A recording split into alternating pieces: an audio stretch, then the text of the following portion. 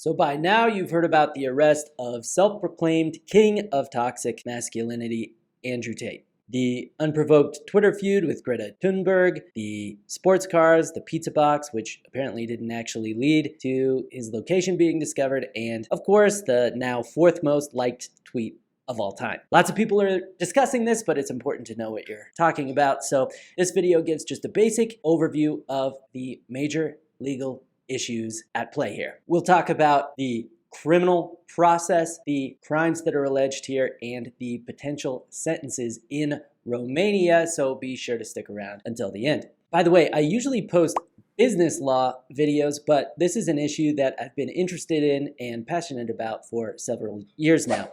My firm filed what I believe was the first ever civil human trafficking case under Colorado state law, and I've been part of several prosecution teams prosecuting sexual assault both in the military and as a civilian. Couple quick points before I really dig in. First, I'm an American lawyer. I am not licensed to practice law in Romania. That probably goes without saying, but just FYI.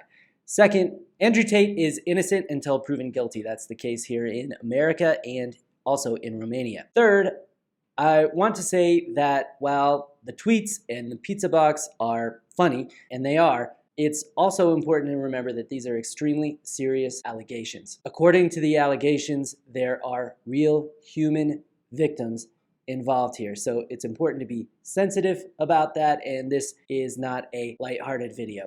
This is just a video explaining the major legal issues at play. So as I see it, the major legal issues are as follows. First, extradition. What is it? How does it work? How does it relate to this case? Second, the Romanian criminal justice system. There are some interesting differences between the Romanian system and the American system, so I'll make that part quick and not too boring, don't worry.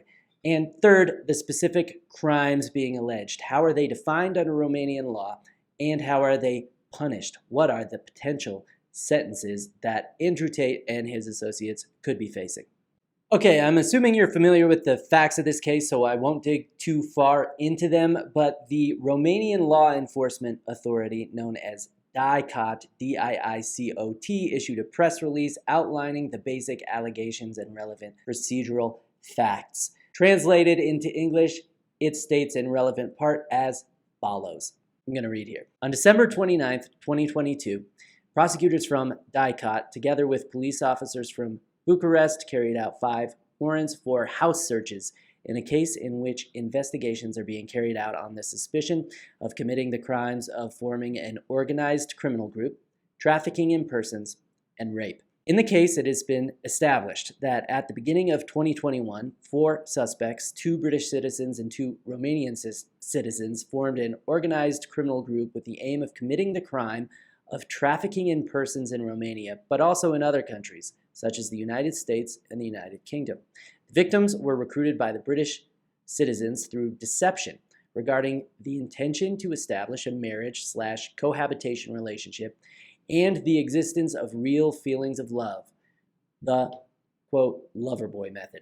They were subsequently transported and housed in properties in Ilfov County, where they were sexually exploited by members of the group through the use of physical violence and psychological coercion, through intimidation, constant surveillance, control, and the invocation of alleged debts, by being forced to perform pornographic acts in order to produce and disseminate such material through social media platforms, and by being subjected to forced labor in order to obtain significant financial benefits consisting of the sums of money obtained as a result of the access to the materials by users. To date, 6 victims who have been sexually exploited by the organized criminal group have been identified. With regard to the crime of rape, it has been established that in March 2022, and by the way, saying established is probably a mistranslation, these are allegations. But according to the translation, it says it's been established that in March 2022, a victim was forced on 2 different occasions by a suspect through the use of physical violence and psychological pressure to have sexual relations. Now, another note here, we don't know who this specific allegation is against. It may or may not be Andrew Tate. Other people are being detained as well. At the moment, 4 suspects have been arrested, are in detention, and 1 suspect is being sought with a European arrest warrant. Although the press release didn't say so, we do know that Andrew Tate was one of the people arrested. He remains in custody in Romania, and after this press release was issued, another thing that happened was that his cars were detained. Remember that started the whole thing with the Twitter beef? Well, he had 11 luxury cars seized by Romanian authorities and impounded. Now those cars are being held by authorities and may eventually be used as collateral to fund any payment awards to alleged victims. Okay, so those are the basic procedural facts and allegations. Now, Andrew Tate was arrested in Romania, but he apparently holds dual citizenship with the US and the UK. So one of the first things that came to my mind, legally speaking, is where will he stand trial? Where will he serve a potential sentence? This brings up the issue of extradition. Extradition is the process of sending a criminal suspect or defendant from one country to another to stand trial or to serve a sentence. It is governed by international treaties and national laws, and its purpose is to ensure that suspects are brought to justice and also to promote cooperation between nations. Now, of course, not all nations have extradition treaties with one another, but Romania does have extradition treaties with both the US and the UK. These treaties allow for the extradition of individuals between the two countries for crimes punishable under the laws of both countries. So that means that for the extradition request to be granted, the alleged crime must be punishable under the laws of both countries. There is not a deadline or time frame to request extradition, but it is considered a best practice for nations to do so as soon as possible. Now, I'm not aware of any extradition requests having been made in this case, so for purposes of this video, we're assuming that Andrew Tate and his associates will stand trial in Romania under the laws of that nation.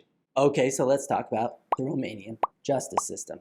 As with the American justice system, defendants are considered innocent until proven guilty.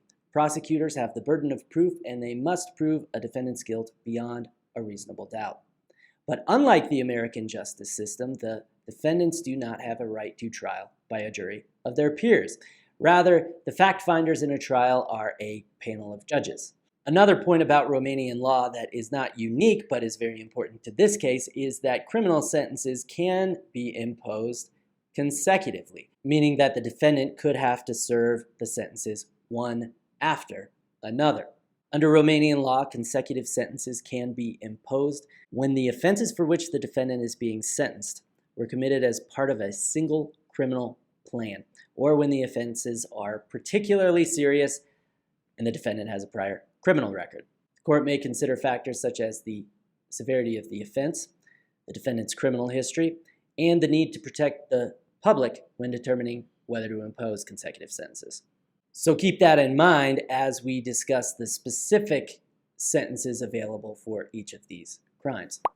So the alleged crimes are human trafficking, rape, and a crime of forming a criminal organization. So let's take them one by one. First, the crime of human trafficking. In Romania, the crime of human trafficking is committed when someone, and I'm again going to read so I don't get it wrong, recruits, transports, transfers, harbors, or receives a person by means of the threat or use of force or other forms of coercion, of abduction, of fraud, of deception, of the abuse of power, or of a position of vulnerability, or of the giving or receiving of payments or benefits to achieve the consent of a person having control over another person for the purpose of exploitation. The term exploitation can include sexual exploitation or forced labor or services.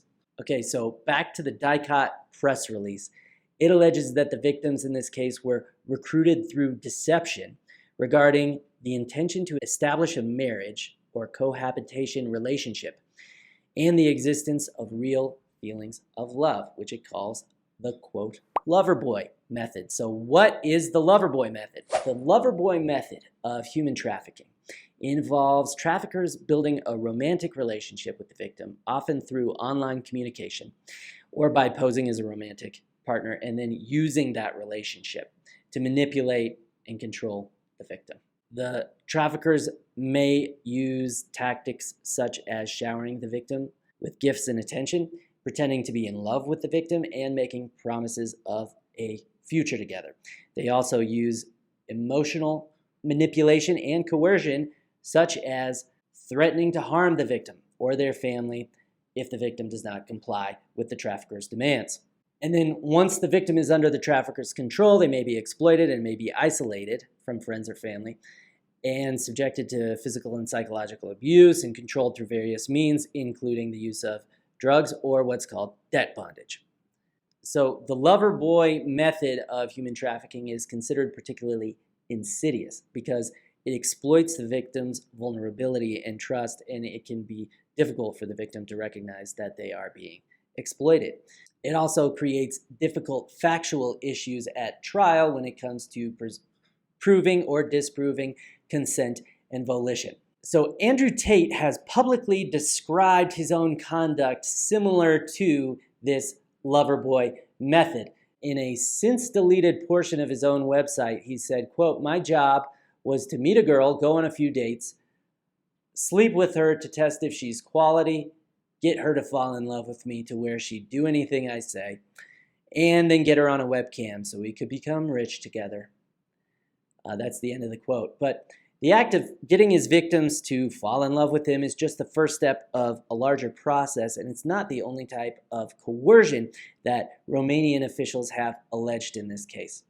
The press release alleges that the victims, quote, were subsequently transported and housed in Romanian properties where they were sexually exploited by members of the group through the use of physical violence and psychological coercion, through intimidation, constant surveillance control, and the invocation of alleged debts. So that's the definition of human trafficking and the conduct alleged to meet its definition. So what are the potential punishments for human trafficking under Romanian law? Human trafficking is punishable by a prison term of 3 to 12 years, and the penalty is increased if aggravating factors are present. So the aggravating factors here would be if the victim is a minor or if the offender is a public official or is in a position of the victim's trust.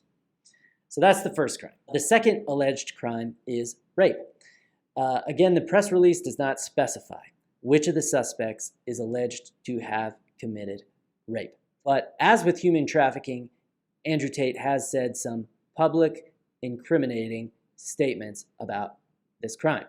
He has publicly stated that, quote, 40% of the reason I moved to Romania was because rape laws are more lenient there, end quote. He went on to say that he's not a rapist, but he likes the idea of just being able to do what he wants. So how lenient are the rape laws in Romania?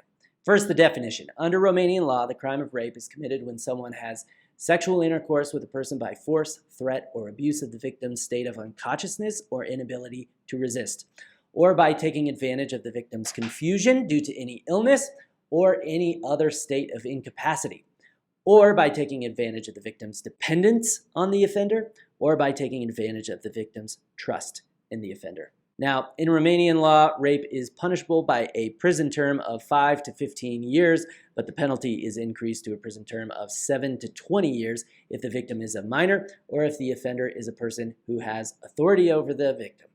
And remember that these sentences could potentially run consecutively with sentences for other crimes.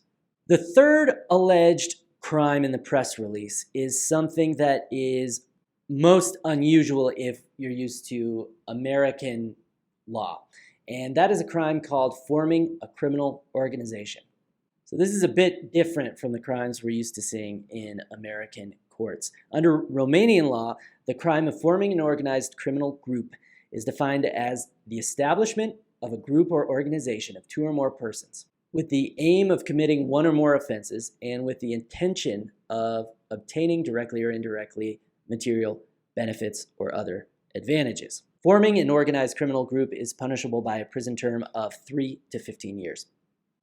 It's worth noting that the crime of forming an organized criminal group is a separate offense from the crimes that the group may have been formed to commit.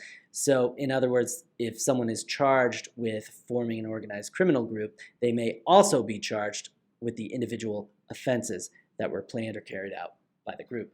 So here's where it's really different from American law, because under Romanian law, the crime of forming an organized criminal group is established by the mere act of establishing the group or association, regardless of whether any offenses have been committed by the group. In other words, the mere act of establishing a group with the intention of committing one or more offenses is sufficient to constitute the crime of forming an organized criminal group. This differs from the American crime of conspiracy, which requires overt acts toward the commission of an offense, and it differs from the well-known American law RICO, a statute which requires the commission of actual crimes called predicate offenses. In Romania, simply forming the group with the requisite intent is the crime in itself. Okay, so those are the alleged crimes and their potential punishments. So what does it add up to? We can't really say at this point because we don't know how many instances are alleged. We know that there was a reference to 6 victims, but we don't know how many instances are alleged because they could all potentially be charged separately, leading to greater sentences.